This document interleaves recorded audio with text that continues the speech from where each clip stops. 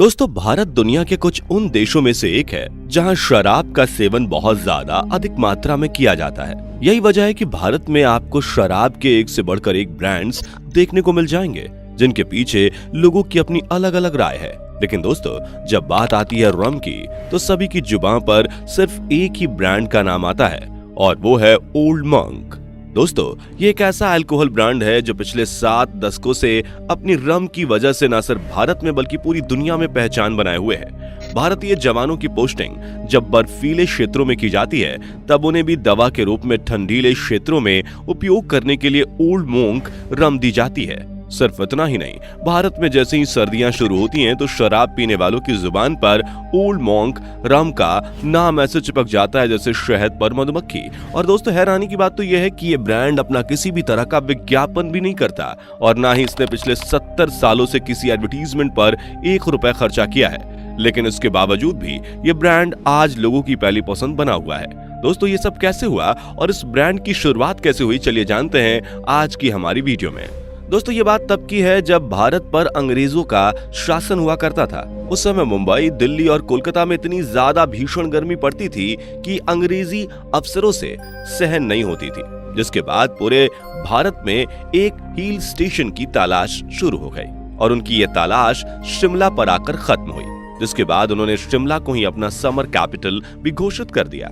शिमला में रहने वाले अंग्रेजी अफसरों के बीच एडवर्ड अब्राहम डायर नाम का एक ऐसा शख्स भी था जो कि एक इंजीनियर होने के साथ साथ बियर बनाने का शौक भी रखता था। और बियर पीने का शौक तो पूरी ब्रिटिश आर्मी और उनके ऑफिसर्स को था। लेकिन उस दौर में भारत में किसी भी तरह की बियर नहीं बनती थी, इसलिए उस समय बियर इंग्लैंड से मंगाई जाती थी, जो कि काफी महंगी पड़ती थी। इसलिए ब्रिटिश अधिकारियों ने शिमला और मसूरी में बियर बनाने की कोशिश की, लेकिन उनकी ये कोशिश कामयाब नहीं हो पाई। लेकिन इंजीनियर अब्राहम डायर अपने शौक के आगे कहां हार मानने वाले थे। उन्होंने एक और कोशिश की और इंग्लैंड और स्कॉटलैंड से बियर बनाने के लिए कुछ इंपॉर्टेंट इक्विपमेंट्स लिए और एक जहाज में लाद कर उन्हें भारत ले आए। काफी कोशिशों के बाद उन्होंने ब्रूरीज के लिए शिमला के पास कसौली को चुना। कसौली को चुनने के 2 फायदे थे। एक तो यहाँ का मौसम स्कॉटलैंड जैसा था और ये स्कॉटलैंड जैसी स्कॉच और विस्की बनाने के लिए एक बेहतरीन जगह थी। इसके अलावा कसौली का पानी बियर और विस्की के टेस्ट को भी बहुत बढ़ाता था।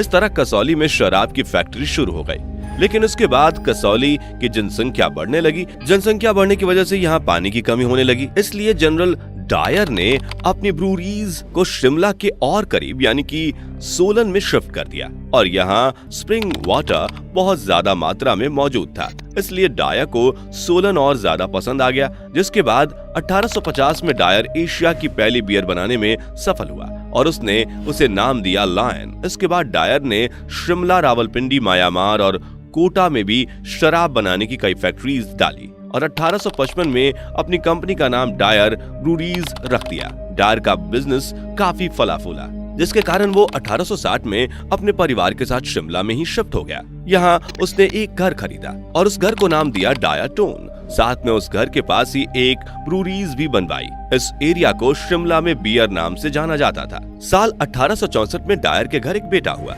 जिसका नाम उसने रेजिनाल्ड एडवर्ड हैरी डायर रखा, जो आगे चलकर जालियांवाले बाग का कसाई के नाम से बदनाम हुआ। रेजिनाल्ड एडवर्ड ने शिमला में बिशॉप कॉटन स्कूल से पढ़ाई की थी, जिसके बाद वो फार्मा की पढ़ाई के लिए आयरलैंड चला गया। बाद में उसने मिलिट्री ज्वाइन कर ली। खैर, उसके बाद रेजिनाल्ड एडवर्ड के पिता डायर भारत में ही रहे, लेकिन 1887 में एक और ब्रिटिश उद्योगपति एच.जी. मीकिन भारत आए और उन्होंने अपना बिजनेस शुरू करने के लिए शिमला और सोलन की फैक्ट्रीज को खरीद लिया। लेकिन 1903 में जब सोलन तक रेलवे लाइन पहुंची तो यहाँ बनने वाली शराब पूरे भारत में भेजी जाने लगी।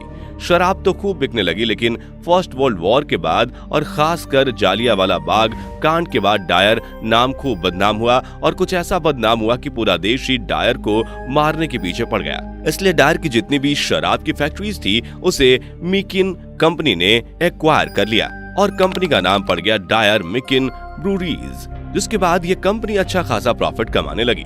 भारत की आजादी तक इस कंपनी ने अच्छा खासा पैसा कमाया, लेकिन आजादी के बाद कहानी बिल्कुल बदल गई। क्योंकि अंग्रेज भारत छोड़कर जा रहे थे, इसलिए उन्हें इस कंपनी को किसी न किसी के हवाले तो करना ही था। इसलिए उस दौर में एक भारतीय ने सोचा कि इस कंपनी पर सिर्फ और सिर्फ भारत का ही हक होना चाहिए, क्योंकि इसे बनाने में यहाँ के रिसोर्सेज और मजदूर लगे थे। सन 1949 में नागेंद्र नाथ मोहन, जो पहले से ही इस कंपनी में काम करते थे, उन्होंने पैसा जुटाया और लंदन पहुंच गए। ऐसा इसलिए क्योंकि शराब की ये कंपनी उस वक्त लंदन के स्टॉक एक्सचेंज में रजिस्टर हो चुकी थी और इसके शेयर खरीदे और बेचे जाते थे। इसलिए लंदन पहुंचकर नरेंद्र नाथ मोहन ने इस कंपनी को खरीद लिया। उसके बाद नरेंद्र नाथ मोहन ने शिमला और सोलन में शराब बनाने वाली फैक्ट्रीज के काम को काफी तेज कर दिया। साथ साथ लखनऊ और गाजियाबाद में भी शराब बनाने के नए प्लांट्स लगा दिए और समय के साथ साथ उन्होंने और भी बहुत से बिजनेस में इन्वेस्ट किया। 1950 तक ये कंपनी विस्की और बियर का प्रोडक्शन करती रही, लेकिन 1950 के दशक के शुरुआती दौर में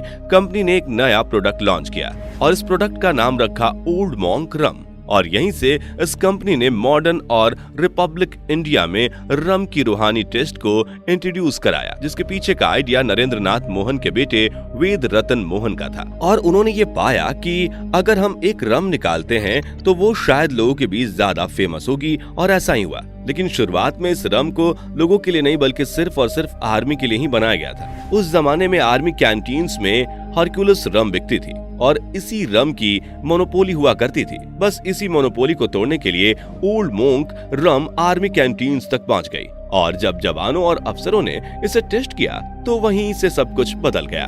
ओल्ड मॉन्क रम आर्मी के हर जवानों की पहली पसंद बन गई। लेकिन इस शराब का नाम ओल्ड मॉन्क कैसे पड़ा, इसके पीछे दो इंटरेस्टिंग फैक्ट्स हैं। दोस्तों, ऐसा कहा जाता है कि वेद रतन यूरोप के ईसाई एसटी बेनेडिक्ट के रास्ते पर चलने वाले बेनेडिक्टियन मोंक से काफी प्रभावित थे, इसलिए उन्होंने रम का नाम ओल्ड मोंक रखा। एक और थियरी ये भी है कि ब्रिटेन का एक मॉन्क अक्सर उनसे मिला करता था और उसी के बताए गए एक खास तरीके से रम तैयार हुई, इसलिए इसका नाम ओल्ड मॉन्क पड़ा। दोस्तों, ओल्ड मॉन्क की आइकॉनिक बोतल की डिजाइन ही इसके फेम की खास वजह बना। वेद मोहन को इसके डिजाइन का आइडिया ओल्ड पा नाम के विस्की से आया था।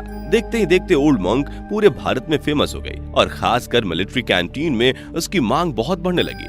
खैर, आजादी के कई सालों बाद तक कंपनी का नाम डायर मिकीन ब्रूरीज ही रहा, लेकिन 1960 में जब वेद मोहन जी को पता चला कि डायर नाम से लोग भारत में अभी भी चिढ़ते हैं, तो उन्होंने इसका नाम मोहन मिकीन लिमिटेड कर दिया। खैर दोस्तों, आज हम लोगों के बीच ये फेमस होने वाली रम खास तौर पर सेना के जवानों के लिए बनाई गई थी। इसका चलन इस तरह बढ़ने लगा कि धीरे धीरे ये फौज से निकलकर अन्य जगहों पर आम लोगों के बीच भी प्रचलित होने लगी। आज के दौर में ओल्ड मंक दुनिया भर के फेमस रम ब्रांड्स में काफी ऊपर आती है। हालांकि पिछले कुछ ही दिनों में लोगों ने ये अफवाह भी उड़ाई थी कि ये ब्रांड बंद होने वाला है, लेकिन कंपनी ने इस बात को सिरे से खारिज कर दिया था। दोस्तों, अब अगर बात करें एडवर्टाइजमेंट की, तो इस कंपनी का कहना है कि इस रम को सिर्फ और सिर्फ इसका टेस्ट ही एडवर्टाइज कर सकता है। इसके अलावा ऐसा कोई तरीका नहीं जिससे इसको एडवर्टाइज किया जा सके। और इस बात को लेकर मोहन ब्रदर्स इतने क्लियर हैं कि वो साफ साफ कहते हैं कि कंपनी जब तक उनके हाथों में है तब तक तो वो इस ब्रांड का कोई भी एडवर्टीजमेंट कभी नहीं करेंगे।